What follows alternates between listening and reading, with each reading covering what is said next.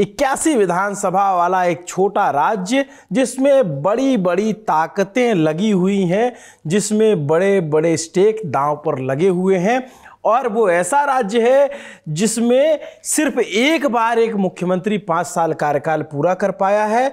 वो एक ऐसा राज्य है जो शायद भारत के इतिहास का इकलौता, या फिर कोई और होगा तो मेरी जानकारी में नहीं है, जहां निर्दलीय व्यक्ति मुख्यमंत्री बना। जी, हम झारखंड की बात कर रहे हैं। यहां पर महाराष्ट्र से उलट जो इंडिया गठबंधन है उसको अपनी सत्ता बचानी है। जेएमएम और कांग्रेस की सरकार है, उस सरकार को बचाने की लड़ाई चल रही है। हमारे साथ झारखंड से 3 पत्रकार जुड़ रहे हैं। अमित भारद्वाज हैं, special correspondent India today group से। स्वागत है अमित जी आपका। हमारे साथ धन्यवाद। सनी शराज जी जुड़ रहे हैं, जो वहाँ के फेमस यूट्यूब जर्नलिस्ट हैं, उनका खुद का चैनल है और बहुत अच्छी समझ रखते हैं झारखंड की राजनीति में। स्वागत है सर आपका भी। शुक्रिया अभिनव जी। सीनियर जर्नलिस्ट राजेंद्र तिवारी जी, वो भी हमारे साथ जुड़े हुए हैं, जो झारखंड की राजनीति के इतिहास के साथ वर्तमान पे भी नजर रखे हुए हैं। सर आपका भी बहुत स्वागत है। जी जी नमस्कार। अमित जी, शुरुआत आपसे करता हूँ। जा कहाँ रहे गुरु आप? देखिए, यहाँ सफर पे चल रहा है सब कुछ, क्योंकि खरसावां से शुरू किया था हमने।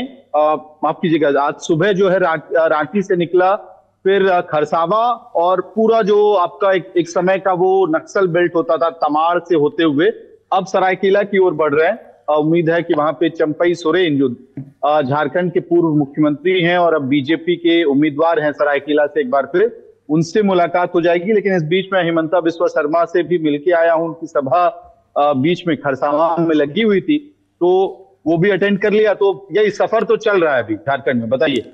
थोड़ा आपका फ्रेम हिल रहा है, थोड़ा उसको स्टेबल कर लीजिए जरा। कुछ हाथ में ले रखा है किसी ने, या फिर उसको कहीं रख दीजिए फोन को। अब मेरे ख्याल से अब स्टेबल हो जाएगा जी। अच्छा, तो आप तो पूरा राजस्थान झारखंड घूम रहे हैं, क्या हवा चल रही है? ये ना लाजली मुझे लगता है हर इलेक्शन में हम लोग अब यही बात दोहरा रहे हैं बार बार कि बड़ा मुश्किल है कहना कि क्या हो रहा है। और खास तौर पे जब से ये हरियाणा वाला एक तरह से आप कहें डोज लगा है, उसके बाद से ही प्रेडिक्शंस करना मुश्किल हो रहा है। लेकिन निश्चित रूप से झारखंड में स्थिति इस बार थोड़ी डिफिकल्ट है प्रेडिक्ट करना, क्योंकि अगर 2019 में भी मैं यहीं पे था जब चुनाव हो रहा था, और काफी घूम के मैंने वो चुनाव अलग अलग इलाकों से कवर किया था, तो उस वक्त एक चीज बहुत क्लियर दिख रही थी कि रघुवर दास के खिलाफ नाराजगी है।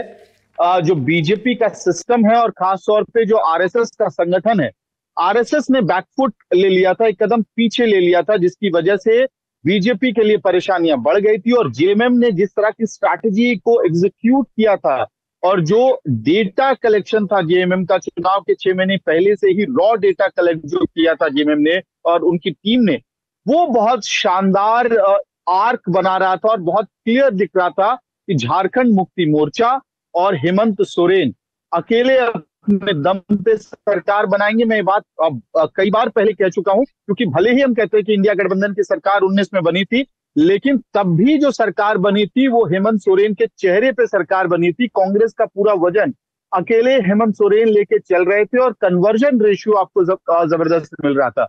कई सारी सीट्स ऐसी थी जहां पे सिंपैथी था कांग्रेस के कैंडिडेट्स की तरफ, तो उन्होंने अपनी सीटें निकाली, लेकिन एक ओवरऑल पुश हेमंत सोरेन ने बहुत बढ़िया दिया था 19 में। 2024 में फर्क क्या हुआ है कि आरएसएस नाराज नहीं दिख रहा है आपको, तो उसकी वजह से बीजेपी की जो ताकत है वो वापस आई है, और आपको ब्लॉक लेवल पे, गांव के लेवल पे जो संगठन है वो मजबूत होता हुआ दिखाई देगा। लेकिन दूसरी तरफ एक बहुत बड़ा साइलेंट वोट बैंक खड़ा कर लिया है हेमंत सोरेन ने अपने कार्यकाल के आखिरी 4-5 महीनों में। और मुझे लगता है कि कई सारे लोग जो इस वक्त ग्राउंड में, क्योंकि एक बड़ा नैरेटिव खेला है बीजेपी ने चुनावी समय में पिछले 3 महीने में, बांग्लादेशी घुसपैठियों का नैरेटिव, और वो इतना लाउड हो गया है कि जो अंदर खाने एक साइलेंट वोटर तैयार हुआ उसके बारे में बात नहीं हो रही है, वो है महिला वोट बैंक। इस बार झारखंड में बहुत बड़ा खेल हो सकता है, महिला वोट बैंक कर जाए। वो ऊंट किस तरफ करवट ले रहा है ये कहना अभी मुश्किल है, लेकिन आप जब भी रुक के गांव के अंदर, ब्लॉक के अंदर, जहां पुरुष अगर दूर हो और फिर महिलाओं से आप खुल के बात करते हैं, तो कैमरे के बंद हो जाने के बाद असली बातचीत शुरू होती है और वो इंडिकेट करती है मैया योजना की तरफ। तो बहुत बड़ा कॉन्वर्सेशन इस वक्त मैया योजना और गोगो दीदी है झारखंड में। और इस पे फिलहाल क्योंकि इतनी ज्यादा राजनीतिक हंगामा है ये घुसपैठिए वाले नैरेटिव के ऊपर, हिंदू मुसलमान के ऊपर, कि जो असली आधी आबादी वाला वोट बैंक है झारखंड का, जो लिटरली आधी आबादी है बाय द वे, मतलब बाकी राज्यों में तो हम लोग मेटाफोरिकली भी बहुत कहते हैं कि 50% वोट बैंक, लेकिन यहाँ झारखंड में पुरुष और महिला वोट बैंक 50-50% है। तो ये जो नया वोट बैंक तैयार किया है हेमंत सोरेन ने, और कल्पना सोरेन को फ्रंट पे रख के, क्योंकि कल्पना सोरेन की जो सभाएं हो रही हैं उसमें आपको आगे महिलाएं ही महिलाएं दिखेंगी, और खासतौर पे जो आदिवासी बाहुल्य इलाकों में ये सभाएं हो रही हैं वहां पे ट्रेंड बहुत ज्यादा दिख रहा है। तो अगर जो बेनिफिशियरीज है, जिसको बीजेपी लाभार्थी बुलाती है, अगर लाभार्थी वोट बैंक में कन्वर्ट होता है, फिर वहां से जेएमएम के लिए एक बड़ी उम्मीद तैयार होती हुई आपको दिखाई देगी। नहीं तो फिर मैं कहूंगा कि कांटे की टक्कर है। कल्पना सोरेन रैलियां कर रही हैं अपने क्षेत्र, अपने विधानसभा क्षेत्र से बाहर भी। तो अभी रैलियों में जैसे ये विपक्षी खेमा जो वहां झारखंड का जो सत्ता पक्ष है, उसमें सबसे ज्यादा किसकी डिमांड है? देखिए, बिना दो और लोग जुड़े हुए हैं, लेकिन मैं एक तरह से कहता हूं वेट की तरह ही दे रहा हूं। मेरी जानकारी में, मेरी समझ में इस वक्त वर्तमान मुख्यमंत्री हेमंत सोरेन से ज्यादा अगर किसी की डिमांड है राज्य के अंदर इंडिया ब्लॉक के लिए, तो कल्पना सोरेन। और जिस तरह का रिस्पांस कल्पना सोरेन की सभाओं में देखने को मिल रहा है वो मैं तो कहूंगा कि बहुत इंप्रेसिव है। इसकी वजह कंपैरेटिव एनालिसिस है ये कि हेमंत सोरेन लंबे समय से राजनीति में है, राज्य के मुख्यमंत्री दूसरी बार बने, और जिस तरह से लोकसभा में उनकी तरफ एक सिंपैथी फैक्टर भी जनरेट हुआ गिरफ्तारी के बाद, तो एक लंबा जर्नी है। लेकिन कल्पना सोरेन ने 6 महीने के अंदर बहुत बड़ी जर्नी कवर कर ली है, और इतने कम समय में इतनी ज्यादा तेजी से आगे बढ़ता हुआ कोई महिला आदिवासी नेता मुझे हाल फिलहाल में मेरे ध्यान में तो नहीं आता है। और एक अपील फैक्टर बहुत स्ट्रांग है कल्पना सोरेन की सभाओं का, जब वो जाती हैं, जिस तरह से वो इंटरेक्ट करती हैं।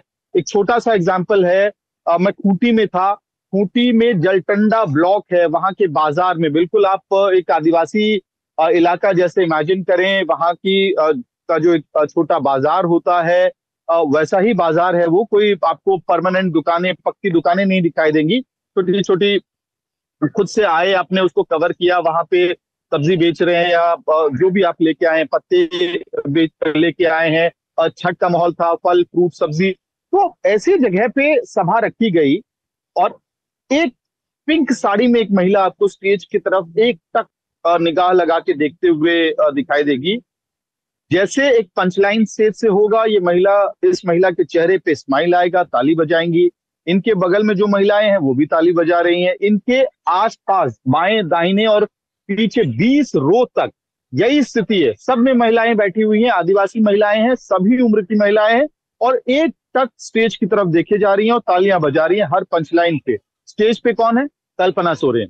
तो ये ट्रेंड आपको लगातार देखने को मिलेगा। जो आदिवासी बाहुल्य इलाका है वहां पे महिलाएं सभाओं में फ्रंट पे दिखाई देंगी, रिस्पॉन्स देते हुए दिखाई देंगी, और खास तौर पे मैया योजना का जिक्र करते हुए कल्पना सोरेन सुनाई देती हैं। क्योंकि खूंटी ऐसा इलाका था 19 में, आपको ध्यान होगा, वहां पे गांव में पत्थलगड़ी आंदोलन की वजह से जो आदिवासी युवा थे उनपे तकरीबन 11,000 के आसपास आदिवासी युवाओं पे देशद्रोह के केसेस किए गए थे। तो कल्पना सोरेन उस मुद्दे को भी उठाती है, काफी प्रिपेयर्ड दिखती है। मैं हेमंत सोरेन के भी स्पीचेस सुन रहा हूं इस बार, मुझे लगता है कि हेमंत से ज्यादा प्रिपेयर्ड कल्पना सोरेन उतर रही हैं।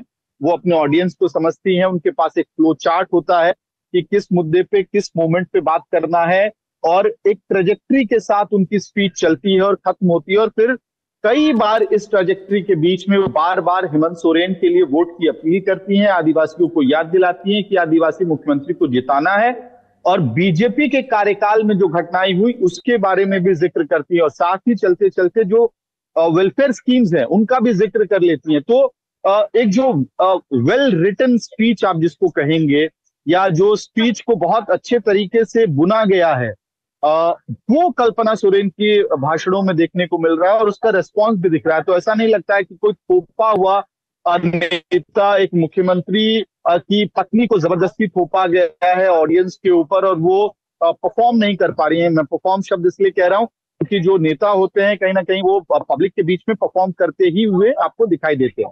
मैं रुक करूंगा राजेंद्र जी का। राजेंद्र जी, ये बताइए कि एक तरफ जेएमएम के साथ हेमंत सोरेन के जेल जाने और उससे छूटने की सिंपैथी है, कल्पना सोरेन है, वो प्रचार कर रही, कांग्रेस के साथ अपना गठबंधन है। एनडीए के साथ प्लस क्या है, माइनस क्या है, उनके पास कौन से चेहरे हैं, बाबूलाल मरांडी का कितना दावा मजबूत है, या फिर जो बाकी नेता हैं और भी किस तरीके से चल रहा है, थोड़ा उस पर एनडीए का पक्ष क्या है? देखिए, एनडीए में आप शुरू से अगर आप देखें, लोकसभा चुनाव के बाद से हिमंता बिस्वा शर्मा को एक तरह से यहाँ लीड रोल में भारतीय जनता पार्टी ने दिया है। और हिमंता बिस्वा शर्मा का एक सूत्री कार्यक्रम वो है कि बांग्लादेशी घुसपैठियों का सवाल उठाना और आदिवासी और मुसलमानों को एक दूसरे के खिलाफ खड़ा करने का मामला, या मुसलमानों के खिलाफ आदिवासियों को खड़े करने की कोशिश एक तरह। और उसके पीछे कारण ये है कि पिछले विधानसभा चुनाव में 2019 में यहां पर 28 आदिवासी सीटों में सिर्फ 2 सीटें भारतीय जनता पार्टी जीत पाई थी, जबकि 2014 में जब उनकी सरकार बनी थी तो 28 में से 12 सीटें भारतीय जनता पार्टी जीती थी। और ये जो 10 सीटों का अंतर है, इसी ने सरकार से भारतीय जनता पार्टी को दूर कर दिया। 37 सीटें मिली थी 2014 में और 25 सीटें मिली 2019 में।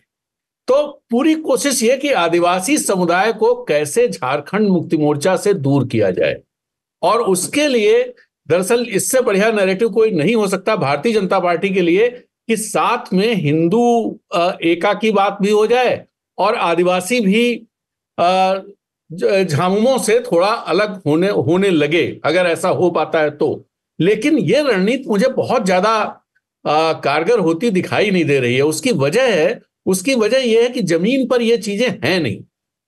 ये चर्चाओं में हैं, शहरों में हैं, लेकिन अगर आप जाएंगे संथाल परगना में भी जाएंगे, जो मेरे पास सूचनाएं हैं, वहां भी जमीन पर ये चीजें नहीं हैं कि मुसलमानों ने या बांग्लादेशी घुसपैठियों ने बहुत सारी लड़कियों से शादी कर ली है और उनकी जमीन हड़प ली है। इस तरह की चीजें हैं नहीं। तो जब आप ये बात कहते हैं तो इसका असर जो आपने सोचा है वो नहीं होता है। तो एक बात तो ये है। दूसरी बात यह कि भारतीय जनता पार्टी की एक बड़ी दिक्कत जो मुझे दिखाई दे रही है वो ये कि उन्होंने स्थानीय लीडरशिप को पीछे कर रखा है, और जो बाहरी लीडरशिप है, आप इन 2 नेताओं को अगर आप देखें, हिमंता बिस्वा शर्मा और शिवराज सिंह चौहान, तो लीड रोल में यही दोनों हैं। बाबूलाल मरांडी उस तरह से फ्रंट पर दिखाई नहीं देते। ना अर्जुन मुंडा दिखाई देते हैं, ना बाबूलाल मरांडी दिखाई देते हैं, ना अमर बौरी दिखाई देते हैं, ना दूसरे जो और नेता हैं वो दिखाई देते हैं। तो मुझे थोड़ा दिक्कत भारतीय जनता पार्टी की पूरी स्ट्रेटजी में नजर आती है। हो सकता है कि जैसे अभी कहा गया कि हरियाणा को लेकर के थोड़ा हम लोग सतर्क रहते हैं कि हरियाणा में चीजें बदल गई थी एकदम से, हो सकता है कुछ हो, लेकिन मैं जो देख पा रहा हूं उसमें मुझे लगता है कि ये नैरेटिव, और ये 3 नैरेटिव्स दरअसल खड़े किए भारतीय जनता पार्टी ने। एक बांग्लादेशी घुसपैठिए, दूसरा परिवारवाद, तीसरा भ्रष्टाचार। परिवारवाद में क्या हो गया कि आप अगर देखें तो जितने पूर्व मुख्यमंत्री हैं उनमें से हर एक का कोई ना कोई भारतीय जनता पार्टी से चुनाव लड़ रहा है। शिबू सोरेन की बहू भारतीय जनता पार्टी से चुनाव लड़ रही है, रघुवर दास की बहू भारतीय जनता पार्टी से चुनाव लड़ रही है। आप अगर बात करें अर्जुन मुंडा की तो उनकी पत्नी लड़ रही हैं। अगर आप बात करें चंपई सोरेन तो उनका बेटा लड़ रहा है। बाबूलाल मरांडी सिर्फ ऐसे हैं जिनका बेटा बहू कोई चुनाव नहीं लड़ रहा है, लेकिन बाबूलाल मरांडी खुद लड़ रहे हैं। तो परिवारवाद का मामला यहां पर ढीला पड़ जाता है। जैसे ही वो बात करते हैं परिवारवाद की तो ये चीजें सामने आ जाती हैं लोग। इसके अलावा भी और लोग हैं, ये तो मैंने प्रमुख लोगों की बात कही। इतने लोग आपको झारखंड मुक्ति मोर्चा में शायद नहीं दिखाई देंगे कि एक शिबू सोरेन का परिवार जरूर है जिसमें बसंत सोरेन लड़ रहे हैं, कल्पना सोरेन लड़ रही हैं और ये हेमंत लड़ रहे हैं। बाकी कोई ऐसा परिवार बड़े स्तर पे नहीं दिखाई देगा जिसमें आपको लगे, बड़े नेता का, कि लगे कि भाई इनके परिवार के लोग चुनाव लड़ रहे हैं। तो ये भी नैरेटिव उस तरह से चला नहीं। और तीसरी बात जो भ्रष्टाचार की थी, वो नैरेटिव स्ट्रांग था, लेकिन जो जमानत मिली है हेमंत सोरेन को और उसमें कोर्ट ने जो टिप्पणी की, उससे इस नैरेटिव को भी कमजोर कर दिया है। तो ये तीनों बहुत मजबूत नहीं है। और चौथा जो अभी आपके जो मैं नाम भूल रहा हूं उनका, जो अभी सरायकेला से जुड़े हुए हैं अपने साथ, इनका जो कहना है मैया योजना और दूसरी तरफ गोगो दीदी योजना।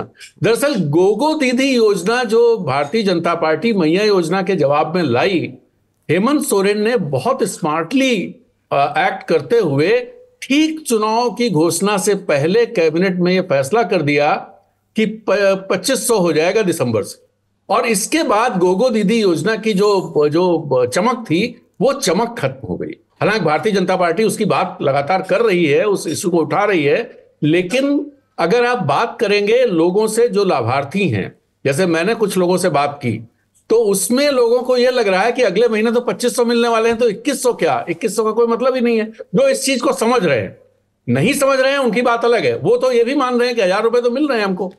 तो ये सारी चीजें मुझे बहुत ज्यादा दिखाई नहीं दे रही हैं कि भारतीय जनता पार्टी के पक्ष में काम कर रही हैं। और एक बात और हुई है कि जब प्रधानमंत्री यहां आए और गृह मंत्री आए, जो बांग्लादेशी घुसपैठियों की बात हुई, गृह मंत्री ने की, प्रधानमंत्री ने भी की, और हेमंता और ये सारे लोग तो करते ही रहते हैं। इसमें क्या हुआ, हेमंत ने हेड ऑन लिया है इन चीजों, और कल्पना ने भी लिया है।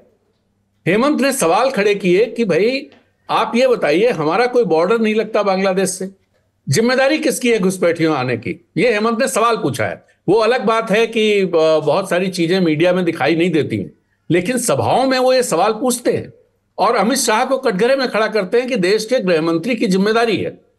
तो एक तो ये बात, दूसरी जो बेटी छीनने की बात प्रधानमंत्री ने कही थी कि ये सरकार बेटियां छीन रही है, रोटी छीन रही है, बेटी छीन रही है और माटी छीन रही है, इसको भी हेमंत ने बहुत मजबूत तरीके से, आक्रामक तरीके से काउंटर किया है। वो बिल्किस बानो को लेकर के आए कि गुजरात की बेटी, उसके साथ बलात्कार हुआ, बलात्कारियों को ये लोग छोड़ते हैं, उनसे वोट मंगवाते हैं। मणिपुर की बात लेकर के आए कि आदिवासी बेटियों को वहां घुमाया गया और प्रधानमंत्री के मुंह से आज तक कोई लफ्ज नहीं निकला, यहां आकर के बेटी की बात करते हैं ये। तो ये जो चीजें हैं, और तीसरा जो माटी की बात है, वो मैं आपको बताऊं, वो भारतीय जनता पार्टी के साथ नहीं चल सकती। जैसा जिक्र अभी आपके संवाददाता ने किया कि 2019 में जब भारतीय जनता पार्टी की बहुमत की सरकार थी, उस समय सीएनटी को डाइल्यूट करने का काम किया गया, पूरे झारखंड उबल गया था, रघुबर की सरकार थी और वो उसे कर नहीं, उसके बाद पत्थलगड़ी हुई थी। और पत्थलगड़ी भी एक ऐसा इशू है जिसको लोग शायद भूले नहीं है, और उसका जवाब चूंकि हेमंत जब आए 2019 में, सबसे पहला काम उन्होंने किया, सारे मुकदमे वापस लिए। और मैं एक करेक्ट कर दूं कि 11,000 लोगों पर देशद्रोह का मुकदमा नहीं था, देशद्रोह का मुकदमा सिर्फ 2-2.5 दर्जन लोगों पर था, लेकिन बाकी लोगों पर मुकदमे थे, वो सारे मुकदमे वापस हुए। ये एक ऐसा पॉइंट है जिससे आदिवासी समुदाय भारतीय जनता पार्टी के करीब जा पाएगा, मुझे थोड़ा संशय है कि, और इस वजह से देखिए भारतीय जनता पार्टी बहुत आक्रामक होकर के हेमंत को निशाना बना रही है। और एक बात और कहूंगा, उसके बाद अपनी बात खत्म करूंगा, नेक्स्ट राउंड में बात करूंगा। हेमंत जब जेल से निकले, हेमंत जेल से निकले, उनका जो हुलिया है, वो हुलिया बहुत कुछ हेमंत को फायदा पहुंचा रहा है। उसकी वजह यह है कि वो शिबू सोरेन का अक्स उनमें दिखने लगा, और इस राज्य में शिबू सोरेन को आदिवासी भगवान की तरह मानते हैं। तो वो एक हेमंत की बड़ी मजबूती हो गई। और दूसरी बात कि जेल में जो भी उनका समय गुजरा, जेल से जब वो निकल के आए तो मुझे लगता है ज्यादा परिपक्व राजनीतिक के तौर पर हेमंत अपने को प्रस्तुत कर पा रहे हैं। पहले उनमें हल्कापन दिखाई देता था, अब वो बहुत वजनदार राजनीतिक दिख रहे हैं। देखिए, जो आदिवासी बहुल सीटें हैं उसका अपना अलग पॉलिटिक्स है, अपनी अलग गणित है। इसके अलावा जो नॉन आदिवासी सीटें हैं, जहां पे बाकी वर्गों का भी प्रभाव है और जहां पे वो जीत हार तय करते हैं, उधर किसके किसके बीच लड़ाई है? कांग्रेस का क्या रोल है इस चुनाव में?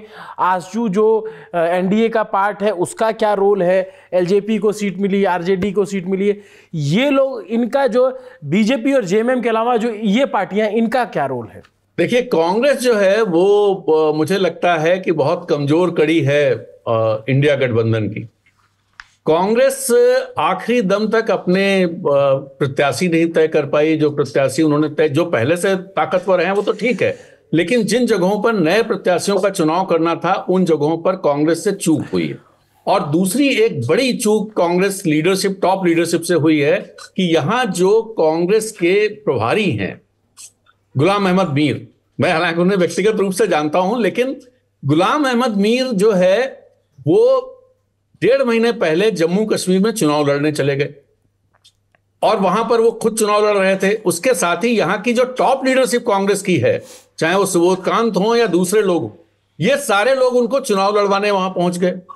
तो पहले उनको चुनाव लड़वाया, फिर जब वो जीत गए तो वहां बधाई देने भी बहुत सारे लोग, नेता गए जो टॉप लीडरशिप है, चेहरा दिखाने के लिए। इससे, और अभी आज तो गुलाम अहमद मीर राहुल गांधी के साथ दिख रहे थे, लेकिन परसों वो मुझे जम्मू कश्मीर की विधानसभा में दिखाई दे रहे थे। तो अब ऐसे कैसे चलेगा? आप सोचिए कि जिसे आपने पूरा चार्ज यहां का दे रखा है वो पार्ट टाइम काम कर रहा है, उसकी सारी निगाह जम्मू कश्मीर में लगी हुई है। तो एक बड़ी दिक्कत कांग्रेस की ये रही। इसकी वजह से थोड़ा जो ये महागठबंधन कहें, इंडिया गठबंधन कहें, ये थोड़ा कमजोर पड़ता है इस वजह से। लेकिन कांग्रेस के कई ऐसे उम्मीदवार हैं जो अपने दम पर चुनाव जीतने की क्षमता रखते हैं। तो वो लोग कहीं ना कहीं एक ये जो कमी है, इस कमी को पूरा कर देते हैं। और कई जगह परिस्थितियां, बस ऐसी स्थिति हो गई है, कुछ सीटें ऐसी हैं जहां पर या तो भारतीय जनता पार्टी या एनडीए के विद्रोही उम्मीदवार खड़े हो गए हैं, जैसे रांची के पास की सीट है हटिया, तो वहां पर मामला फंस गया। ऐसी कई सीटें हैं जहां पर कांग्रेस को बाय डिफॉल्ट कुछ फायदा होता दिखाई दे रहा है। रिजल्ट क्या आएगा नहीं पता। इसी तरह से जमशेदपुर में अगर आप देखें तो जमशेदपुर में जो जमशेदपुर ईस्ट की सीट है, जहां पे रघुवर की बहू चुनाव लड़ रही है, वहां भी एक भारतीय जनता पार्टी के 2 विद्रोही वहां पर निर्दलीय चुनाव लड़ रहे हैं। उसका नुकसान हो सकता है, कितना होगा, क्या उससे चुनाव हारने की स्थिति हो जाएगी, पता नहीं। लेकिन अगर इस तरह की चीजें होती हैं तो फिर कांग्रेस को बैठे बिठाए कुछ फायदा होता भी दिखाई दे रहा है। हालांकि कांग्रेस को मैं सबसे कमजोर कड़ी मानता हूं। आरजेडी कोई बहुत बड़ी ताकत यहां नहीं है। आरजेडी जरूर 6 सीटों पर चुनाव लड़ रही है और 2 सीटें वो फ्रेंडली फाइट में उन्होंने ले ली हैं। फ्रेंडली फाइट क्या है, और जबरदस्ती उन्होंने ले ली, कांग्रेस ने भी अपने कैंडिडेट खड़े कर दिए, तो वो सीटें हैं।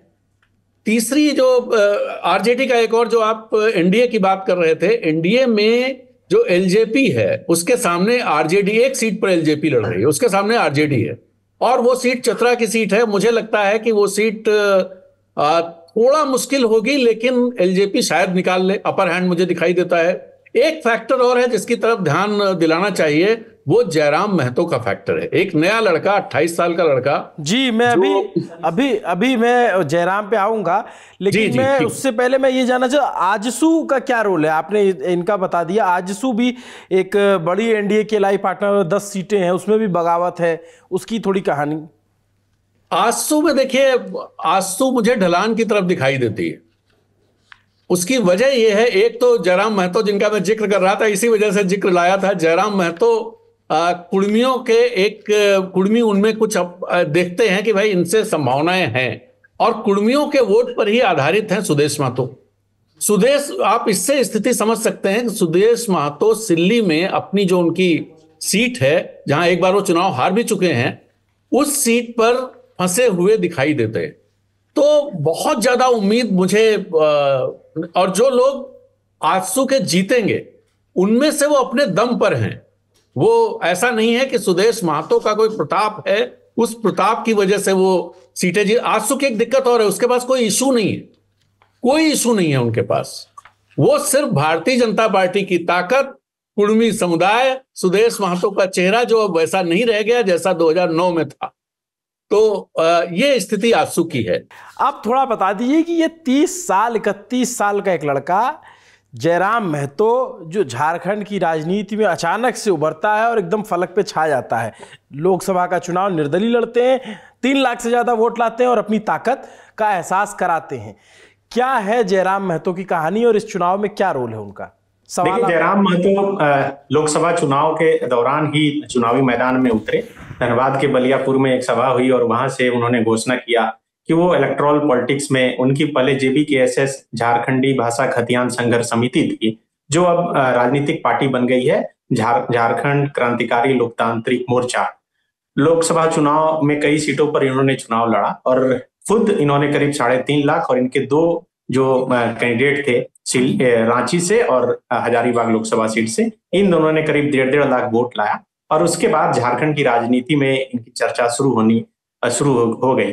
लेकिन उससे पहले झारखंड में भाषा का आंदोलन, झारखंड में स्थानीय नीति और 1932 खतियान का आंदोलन, इन दोनों आंदोलनों में कहीं ना कहीं जयराम महतो और उनके साथ जुड़े हुए लोग जो है चर्चा में आए थे। और उसके बाद से ही एक कनेक्शन यहाँ के लोगों को, और सर जैसा बता रहे थे, खास करके कुड़मी वोटरों में जयराम महतो को एक उम्मीद भरी निगाह से जो है लोग देखने लगे और उनके साथ जुड़ने लगे। और यही वजह है कि आप देखिए कि जयराम महतो की जहां भी सभा होती है, हजारों की भीड़ जुटती है। वो सभा चाहे कहीं भी हो, लेकिन उस सभा में आसपास के भी लोग उनको सुनने, उन्हें देखने आ जाते हैं। अभी आलम यह है कि जयराम महतो ट्रेंडिंग में रहते हैं, सोशल मीडिया के जरिए ही ज्यादा उनका चुनाव प्रचार होता है। आप सिर्फ हैशटैग यूट्यूब पर डालकर उनके नाम से रखते हैं तो हजारों लाखों व्यू आ सकते हैं। तो उस हिसाब से उन्होंने हजारों यूट्यूबर भी अपने आसपास तैयार किया है जो उनके साथ चलते हैं। अब रही बात कि लोकसभा चुनाव से विधानसभा चुनाव में जयराम महतो का क्रेज कितना कम हुआ, कितना बढ़ा और इस चुनाव में क्या फैक्टर होने वाले हैं। ये जरूर बात है कि एक साधारण परिवार से निकला हुआ लड़का जो झारखंड की राजनीति में इतनी तेजी से उभर कर सामने आया, लेकिन जितनी तेजी से उभर कर सामने लोकसभा चुनाव में आए थे, मुझे लगता है कि विधानसभा चुनाव आते आते उस तेजी से तो नहीं, लेकिन गिरावट जरूर आई है। आज की स्थिति में जयराम महतो खुद 2 सीट से चुनाव लड़ रहे हैं, एक डुमरी विधानसभा सीट और एक बेरमो विधानसभा सीट। तो डुमरी में JMM के उम्मीदवार हैं और बेरमो में कांग्रेस के उम्मीदवार हैं इंडिया गठबंधन के फोल्डर से, और इधर बेरमो में बीजेपी के और वहां आजसू के। तो इन दोनों सीट पर भी जयराम महतो फंसे हुए लग रहे हैं। एक तो बेरमो की जो सीट है वहां वो प्रचार करने के लिए भी नहीं जा रहे हैं, उनका पूरा फोकस डुमरी पर हो गया है। डुमरी वो सीट है, जयराम महतो के नाम के आगे जो उनके समर्थक टाइगर लगाते हैं, वो टाइगर उसी डुमरी से निकल कर आया और वो टाइगर जगन्नाथ महतो जी के लिए निकल कर आया, जो अब नहीं रहे इस दुनिया में। शिक्षा मंत्री थे, बीमारी में उनका निधन हो गया। उसके बाद उपचुनाव में उनकी पत्नी बेबी देवी लड़ी चुनाव और वो फिलहाल झारखंड सरकार में मंत्री है और फिर से JMM के उम्मीदवार है। अब रही बात कि जयराम महतो क्या और दूसरे अन्य सीटों पर इस बार जयराम महतो का कोई फैक्टर काम कर रहा है या नहीं कर रहा है, देखिए इसका सही आकलन इसी हिसाब से लगाया जा सकता है कि कई ऐसे जयराम महतो के जो उम्मीदवार हैं वो नॉमिनेशन फाइल करने के बाद भी वो किसी दल में शामिल हो जा रहे हैं। अभी पिछले दिनों गांडे से जयराम महतो ने रिजवान क्रांतिकारी अकील अख्तर को जो है उम्मीदवार बनाया था, कल्पना सोरेन के सामने खड़ा किया था। नॉमिनेशन फाइल करने का डेट जब खत्म हो गया और उसके बाद वो झारखंड मुक्ति मोर्चा में शामिल हो गए। अभी आज के डेट में जयराम महतो की पार्टी का उम्मीदवार गांडे की सीट पर कोई नहीं है। कल गढ़वा में सोनू यादव जो जयराम महतो की पार्टी JLKM का उम्मीदवार था, वो JMM में शामिल हो गया। आज के डेट में गढ़वा में जयराम महतो की पार्टी का कोई उम्मीदवार नहीं। इसके अलावा गोमिया विधानसभा सीट, जहां से लंबोदर महतो आजसू के विधायक अभी हैं और फिर से आजसू के उम्मीदवार हैं, वहां एक गुना महतो बीजेपी के बहुत बड़े नेता, वो जयराम महतो की पार्टी में शामिल हुए थे कि शायद उन्हें उम्मीदवार बनाया जाएगा, लेकिन जब उन्हें उम्मीदवार नहीं बनाया गया तो वो पार्टी छोड़कर अभी JMM में शामिल हो गए हैं। तो लगातार झटका लग रहा है जयराम महतो को, और जो भी साथी छोड़कर आ रहे हैं वो या तो JMM में शामिल हो रहे हैं या फिर आज जब आजसू के अध्यक्ष सुदेश महतो संकल्प पत्र जारी कर रहे थे, उसी दौरान खबर आई कि कई लोग जो जयराम महतो के साथ लंबे समय से जुड़े रहे वो आजसू में शामिल हो गए। तो मुझे लगता है कि जितनी तेजी से उभार हुई थी उसी रफ्तार से कहीं ना कहीं ढलान की ओर जयराम महतो का संगठन जा रहा है। वजह यह है कि आपसी समन्वय स्थापित नहीं होना। अभी देखिए कि लोकसभा के चुनाव में जयराम महतो की पार्टी से संजय मेहता चुनाव लड़े थे और करीब 1.5 लाख वोट उन्हें हजारीबाग से आया था, लेकिन वो संजय मेहता जयराम महतो का साथ छोड़ दिए और उन्होंने खुद की अपनी एक पार्टी बना ली है और वो खुद चुनावी मैदान में है। मतलब उनके जो छोटे बड़े जो भी मजबूत और कमजोर सिपाही थे वो अलग हो गए हैं और अलग अलग लड़ाई लड़ रहे हैं। टिकट बंटवारे में भी कई लोग जो खास करके जयराम महतो के मजबूत सिपाही थे, वे भी उन पर आरोप लगा रहे हैं कि कहीं ना कहीं टिकट बंटवारे में जो है गड़बड़ी हुई है, कई तरह के आरोप लगाए जा रहे हैं। लेकिन फिर भी जयराम महतो का एक फैक्टर है, इस बात से इनकार नहीं किया जा सकता। लेकिन इस बात से भी इनकार नहीं किया जा सकता कि जयराम महतो का फैक्टर से किसी एक पार्टी या दल को नुकसान होने जा रहा है, क्योंकि जयराम महतो के फैक्टर से दोनों तरफ का बराबर का नुकसान है, मैं जितना समझ पा रहा हूं।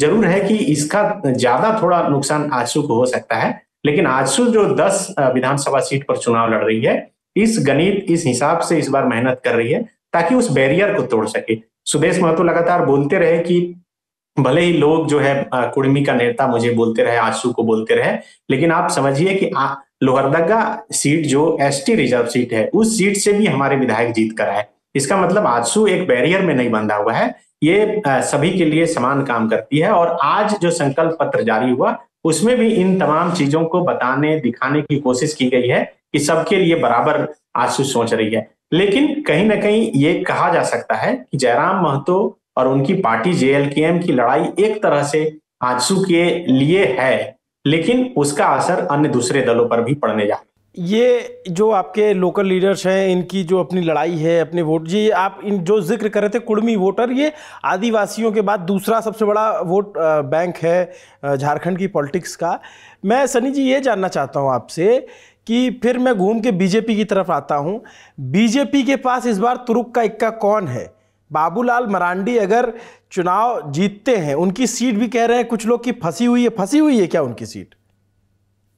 देखिए, बाबूलाल मरांडी राजधनवार से चुनाव जीत कर आए थे और फिर से राजधनवार से वो चुनाव लड़ रहे थे। ये रिजर्व सीट नहीं है। बाबूलाल मरांडी ही शायद आदिवासी के एक ऐसे चेहरे हैं जो लगातार कई ऐसे जो अनरिजर्व सीट है उस पर चुनाव लड़े और जीत कर आए। वो रामगढ़ से भी चुनाव जीत कर आए हैं, जहां से हेमंत सोरेन, जिनका नेमरा गांव है पुस्तैनी, वहां से भी उन्होंने चुनाव जीता था। तो राजधनवार से बाबूलाल मरांडी को जब उम्मीदवार बनाया तो माना यह जा रहा था कि इंडिया फोल्डर में जो माले है, माले के राजकुमार यादव वहां से चुनाव लड़ते रहे हैं, चुनाव जीते भी हैं, उन्हें उम्मीदवार बनाया जाएगा और उन्हें इंडिया गठबंधन का सपोर्ट रहेगा। लेकिन राजकुमार यादव को माले ने जब उम्मीदवार घोषित कर दिया, उसके दूसरे दिन झारखंड मुक्ति मोर्चा ने अपने उम्मीदवार के नाम की घोषणा कर दी। मतलब आप समझिए कि इंडिया गठबंधन की जो कमजोर कड़ी है झारखंड में, वो 3 सीट है और 3 सीट पर फ्रेंडली फाइट हो रहा है। और इससे लग रहा है कि कहीं ना कहीं गठबंधन में सब कुछ ठीक ठाक नहीं है। एक तो सीट वो जहां से राजधनवार, जहां से बाबूलाल मरांडी चुनाव लड़ रहे हैं, दूसरा छतरपुर और तीसरा विश्रामपुर। छतरपुर और विश्रामपुर में राजद और कांग्रेस के दोनों उम्मीदवार वहां पर मैदान में हैं, मतलब आपस में ही लड़ रहे हैं। इसका फायदा देखिए तीनों सीट पर कहीं ना कहीं जाहिर सी बात है कि जो एनडीए फोल्डर है बीजेपी है उसे होने जा रहा है। बाबूलाल मरांडी की राह मुश्किल हो सकती थी अगर वहां पर माले के राजकुमार यादव चुनाव लड़ते और उनका पूरा सपोर्ट रहता। अब जब झारखंड मुक्ति मोर्चा ने वहां पर अपना उम्मीदवार उतार दिया, तब ये कहा जाने लगा कि हो सकता है कि उस सीट पर कल्पना सोरेन या हेमंत सोरेन चुनाव प्रचार करने के लिए नहीं जाए। लेकिन अभी 2 दिन पहले कल्पना सोरेन बाबूलाल मरांडी के गढ़ में राजधनवार में जाकर चुनाव प्रचार की झारखंड मुक्ति मोर्चा के जो उम्मीदवार हैं उनके पक्ष में। तो इसका मतलब साफ है कि आप देखिए कि माले के जो उम्मीदवार है राजकुमार यादव, एक उनका अपना वोट बैंक है। दूसरी बात, कल्पना सोरेन के जाने के बाद जिन झारखंड मुक्ति मोर्चा के जिस कमजोर उम्मीदवार को माना जा रहा था कि पार्टी उन्हें अकेला छोड़ दी है, उस पर भी बल मिला। अब उन पर उनको भी वोट जाएगा। लेकिन इसमें एक और चौथा फैक्टर भी है। चौथा फैक्टर है निरंजन राय। निरंजन राय जो बाबूलाल मरांडी की पार्टी जेवीएम से जुड़े रहे, बाबूलाल मरांडी के अच्छे सहयोगी, साथी और सिपाही उस इलाके में माने जाते रहे हैं, वे खड़े हो गए। और जिस दिन निरंजन राय नॉमिनेशन कर रहे थे उसी दिन बाबूलाल मरांडी भी नॉमिनेशन फाइल कर रहे थे और उसके बाद दोनों की सभा हो रही थी। और बाबूलाल मरांडी की सभा से कहीं ना कहीं अधिक भीड़ निरंजन राय की भी सभा में जुटी थी। लेकिन निरंजन राय के खड़ा होने पर माना यह जा रहा है कि बाबूलाल मरांडी को नुकसान हो सकता है। लेकिन चर्चा इस बात की है कि देखिए उस इलाके में एक जातीय समीकरण के आधार पर बात करें अभिनव, तो एक भूमियार जाति जो है बहुत मैटर रखता है और निरंजन राय भूमियार जाति से ही आते हैं। और माना जाता है कि भूमियार जाति कहीं ना कहीं बाबूलाल मरांडी और भारतीय जनता पार्टी से उस इलाके में नाराज थी। कहीं ये नाराज होकर झारखंड मुक्ति मोर्चा या फिर माले की तरफ नहीं चला जाए, और इसलिए एक तीसरा विकल्प जो है उन लोगों के लिए खोल दिया गया। चर्चा तो इस बात को लेकर भी है कि अगर निरंजन राय के जगह कोई दूसरा खड़ा हो जाता तो वो ज्यादा नुकसानदेह हो जाता। इसीलिए क्योंकि अब तक माना जा रहा है, चूंकि सेकंड फेज में वहां पर चुनाव होना है 20 तारीख को, कि निरंजन राय को बाबूलाल मरांडी मना लेंगे। उनको मनाने जब वो नॉमिनेशन फाइल नहीं किए थे तो गोड्डा के सांसद निशिकांत दुबे उनके घर भी गए थे, लेकिन वो माने नहीं है अभी तक। लेकिन चर्चा है कि वो मान जाएंगे, बाबूलाल मरांडी या फिर रविंदर राय जो अभी कार्यकारी अध्यक्ष बने हैं बीजेपी के, और लक्ष्मण सिंह जो है, वो इन तीनों मिलकर जो है उन्हें मना लेंगे, लेकिन अब तक वे नहीं मना पाए हैं। और पिछली बार जो राजधनवार में चुनाव हुआ था वो भी बड़ा दिलचस्प हुआ था, और आरजेडी, कांग्रेस और जेएमएम के भी उम्मीदवार थे, लेकिन इस बार माना जा रहा है कि बाबूलाल मरांडी के लिए जो मुश्किलें होने थी, कहीं ना कहीं थोड़ी राह जो है वो आसान हुई। तो हम ये मान के चले कि बीजेपी का मुख्यमंत्री चेहरा बाबूलाल मरांडी ही होंगे? देखिए, अभी तक तो यही माना जा रहा है, और जब शुरुआत में जब झारखंड चुनाव के प्रभारी बनकर शिवराज सिंह चौहान आए थे झारखंड, प्रेस कॉन्फ्रेंस में जब उनसे सवाल पूछा गया था, तब उन्होंने कहा था एक बार कि बाबूलाल मरांडी ही चेहरा है। लेकिन उसके बाद फिर जब भी ये सवाल पूछा गया, चाहे शिवराज सिंह चौहान से हो या फिर हेमंता बिस्व शर्मा से, तब दोनों का जवाब यही होता है कि सवाल पूछने वाला पत्रकार ही यहाँ का चेहरा है। मैं अभिनव एक चीज भूल गया था, अभी जो चर्चा कर रहा था, जो निजाम अंसारी जिन्हें जेएमएम ने उम्मीदवार बनाया है धनवार से, उन्हें सिर्फ 13,000 वोट 2019 में आया था, लेकिन फिर भी झारखंड मुक्ति मोर्चा ने वहां पर उम्मीदवार बनाया। और जिस हिसाब से कैंपेनिंग की जा रही है, तो माना जा रहा है कि देखिए, निजाम अंसारी के साथ जो है मुस्लिम वोट अगर खड़ा हो जाए, फिर राजकुमार यादव के साथ यादव वोट और उनका जो एक माले का अपना प्रचार करने का तरीका होता है, उस हिसाब से वोट कट जाए, और इसके अलावे अभी जो एक निरंजन राय हैं, ये अभी लड़ रहे हैं, अलग वोट काटते हैं, और बीजेपी का अपना एक वोट बैंक होता है, तो उस हिसाब से बाबूलाल मरांडी को कहीं ना कहीं राजधनवार सीट पर फायदा जरूर हो सकता है। मैं अब आप लोगों से आखिर में क्विक रिएक्शन चाहूँगा कि इस चुनाव में आज की तारीख में जब हम ये नेतानगरी रिकॉर्ड कर रहे हैं एपिसोड, तब चुनाव कहाँ खड़ा हुआ है, किधर जाता दिख रहा है? सनी, पहले आप बता दिए, फिर बाकी दोनों मेहमानों से जानकारी ले लेंगे। देखिए, दीपावली के बाद चुनाव का शोर जो है थोड़ा जोर पकड़ा था अभिनव, लेकिन छठ के में जो है थोड़ा धीमा हुआ, लेकिन आज सुबह के अर्घ के बाद थोड़ा जोर पकड़ा है।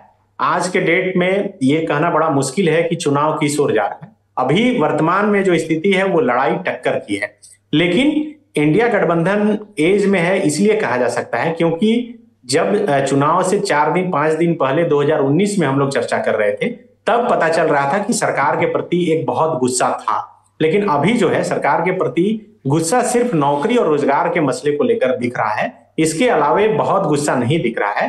बीजेपी को एज इस हिसाब से है कि 5 साल सरकार रही, बहुत सारी और जो नाराजगी है नौकरी रोजगार के अलावे भी, वो सारा फैक्टर बीजेपी के साथ है, और इसलिए इस हिसाब से कहा जा सकता है कि 50-50 की लड़ाई अभी तक है।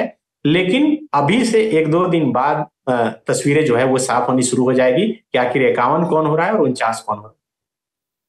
आपका टेक में जानना चाहूंगा राजेंद्र सर। तो कह रहे हैं, मैं काफी सहमत हूं उनसे जी। लेकिन मुझे लगता है कि एज जो है, एज हालांकि उन्होंने भी यही कहा कि एज हेमंत सोरेन को है, और उसकी वजह है, एक तो मैया योजना है, बहुत बड़ी वजह है मैया योजना, और दूसरी वजह यह है कि जो बांग्लादेशी घुसपैठियों का सवाल भारतीय जनता पार्टी ने उठाया है, वो सवाल कहीं ना कहीं भारतीय जनता पार्टी को नुकसान पहुंचाएगा, और इसका फायदा जेएमएम को आदिवासी सीटों पर खास तौर पे मुझे लग रहा है कि होगा। इस तरह से अगर आप देखें, बाकी तो अभी दिन बाकी हैं, अगले 4-5 दिनों में पता चलेगा। प्रधानमंत्री जी आने वाले हैं, आज राहुल गांधी यहाँ थे, प्रियंका गांधी की भी चर्चाएं हो रही हैं कि वो आएंगी। तो इस तरह से अगर आप देखें आज की तारीख में, मुझे लगता है कि इंडिया गठबंधन बढ़त पे है। आने वाले दिनों में क्या होगा, ये तो 23 तारीख को ही नतीजा निकलेगा, तब पता चलेगा। अमित जी, आपका भी टेक किस पे? मैं इसमें ये बात बहुत स्पष्ट रूप से कहूंगा, आज की तारीख में ये 50-50% वाला चुनाव मुझे नहीं लगता, ये 19-20 वाला चुनाव लग रहा है। 20 जिसमें जेएमएम है, इंडिया गठबंधन है, और इसकी वजह मुझे बहुत पंक्तिबद्ध तरीके से दिखता है। मैया योजना का इम्पैक्ट ग्राउंड पे है। महिलाएं बहुत स्पष्ट कह रही हैं कि जिसने 1000 रुपए हमको दिया है, हम उस पर भरोसा करें, या जो वादा हमको भविष्य होने वाला है उस पे हम अपना इन्वेस्टमेंट डालें। तो एक क्लैरिटी महिलाओं के अंदर वहां पे दिख रही है, और हो सकता है अगर महिलाएं वोट बैंक में कन्वर्ट होती हैं तो बहुत बड़ा गेम चेंजर हो जाएगा, नंबर 1। नंबर 2, बीजेपी का सबसे बड़ा तुक्का इक्का, जो सबसे बड़ा टूल है इस पूरे चुनाव में, न्यूक्लियर वेपन जो बीजेपी लेके आई है, बांग्लादेशी इन्फिल्ट्रेटर। छोटा नागपुर प्लेट्यू में मैं घूमा, वहां पे लोगों को, आदिवासियों को, क्योंकि पूरा मोटिव है आदिवासी वोट बैंक को डिवाइड करने का, वो होता हुआ नहीं दिख रहा है। जो छोटा नागपुर के आदिवासी हैं उनका कहना है कि देखिए संथाल में होता होगा, यहाँ तो हमने नहीं देखा नहीं सुना, तो हम कैसे माने, और इससे हमारा वोट नहीं शिफ्ट होने वाला है। तो आप गेन कहाँ कर रहे हैं? देखिए जो आपका हिंदू वोट बैंक है या जो अर्बन वोट बैंक है वो तो वैसे भी बीजेपी को जाता। तो ऐसी स्थिति में इतनी ज्यादा एनर्जी शोरगुल करना बांग्लादेशी इन्फिल्ट्रेटर के मुद्दे पे और कन्वर्जन नहीं होना, तो ये एक मुझे लगता है कि स्ट्रैटेजिक मिस्टेक क्या बीजेपी की है। क्या वो अगर गोगो दीदी जैसे योजनाओं पे ज्यादा बात करती, ज्यादा फोकस करती तो ज्यादा बेहतर होता। क्योंकि संथाल को लेकर मेरी जेएमएम के कई सारे सीनियर लीडर से बात हुई है, वो कह रहे हैं कि संथाल को लेकर हम कॉन्फिडेंट नहीं, ओवर कॉन्फिडेंट है, वहां हमारा कन्वर्जन रेशियो में कोई फर्क नहीं पड़ रहा है। भले ही बीजेपी नैरेटिव तैयार कर रही हो, लेकिन नेता नहीं है संथाल में बीजेपी के पास। हमारे पास लिस्ट है नेताओं की, और सिर्फ हमारे पास नहीं, कांग्रेस के पास भी। वहां पे पोड़ैया हाट की सीट है, प्रदीप यादव वहां चुनाव लड़ते हैं। तो इस चीज को लेके बहुत आश्वस्त दिख रही है जेएमएम। और आखिर में जो जयराम महतो वाला फैक्टर था, जयराम महतो निश्चित रूप से किंग मेकर नहीं बनेंगे, लेकिन गेम स्पॉइलर बनेंगे बहुत सारी सीटों पे। कई सारी सीटें जैसे खरसावा की सीट है, वहां पे जो वोट बैंक काट के ले जा रहे हैं जयराम महतो, वो बीजेपी का वोट बैंक है। और ये भी आप जब नेताओं से बात करते हैं, तीनों पार्टियों के नेताओं से ऑफ कैमरा बहुत कन्विंस करके, तो ये थोड़ा स्पष्ट होता है कि रिसोर्सेज, सेलेक्टिव रिसोर्सेज अलग अलग पार्टियों ने अलग अलग सीटों पे जयराम महतो के कैंडिडेट्स को पहुंचाया है। और कई सीटों पे आपको जेएमएम ये करते हुए दिखाई देगी, कुछ सीटों पे ये दावा किया जाता है, कयास लगाए जाते हैं कि बीजेपी ऐसा कर रही है। लेकिन जो पॉलिटिकल इक्वेशंस हैं वो लोग देख के जयराम महतो के साथ जा रहे हैं। कल्पना सोरेन बहुत बड़ा गेम चेंजर के तौर पे उभर रही है। शायद बीजेपी को इस चुनाव के बाद अफसोस ना हो कि उन्होंने हेमंत सोरेन को जब गिरफ्तार किया, जिस ग्राफ से कल्पना सोरेन का राइज हुआ वो एक स्ट्रैटेजिक मिस्टेक हो गया। लेकिन इस चुनाव में अगर बीजेपी को कोई फ्रंट पे ले जा सकता है यहाँ से, तो वो आरएसएस का संगठन है। और इसके साथ साथ जिस तरह का कास्ट कॉम्बिनेशन उन्होंने अलायंस स्टिच करने में इस बार हम्बलनेस दिखाई कि जेडीयू को भी एकोमोडेट किया, चिराग को भी एकोमोडेट किया, आजसू को एक बड़ा शेयर दिया, जो कई बार लोग आर्ग्यू करते हैं कि उनकी कैपेसिटी से, वेट कैरिंग कैपेसिटी से बहुत ज्यादा है। तो हम्बलनेस दिखाया ताकि जातिगत समीकरण उनकी तरफ आए। तो इन सारे फैक्टर्स के काम आने से क्या तेजी से आगे बढ़ पाएगी बीजेपी, ये फिलहाल सवाल है। हाँ, संथाल में जब हम जाते हैं वहां कितना पेनिट्रेशन है बीजेपी की नैरेटिव का, ये भी मैं समझना चाहूंगा, और उसके बाद शायद मैं रिव्यू करूं इस स्टांस का। ऑन दैट नोट अच्छी जानकारी रही और हमें ये पता चला कि झारखंड में क्या चल रहा है। नमस्ते, मेरा नाम अभिनव पांडे है। ये नेता नगरी का एपिसोड आपको कैसा लगा कमेंट करके जरूर बताइएगा। देखते रहिए दी ललन टॉप। शुक्रिया।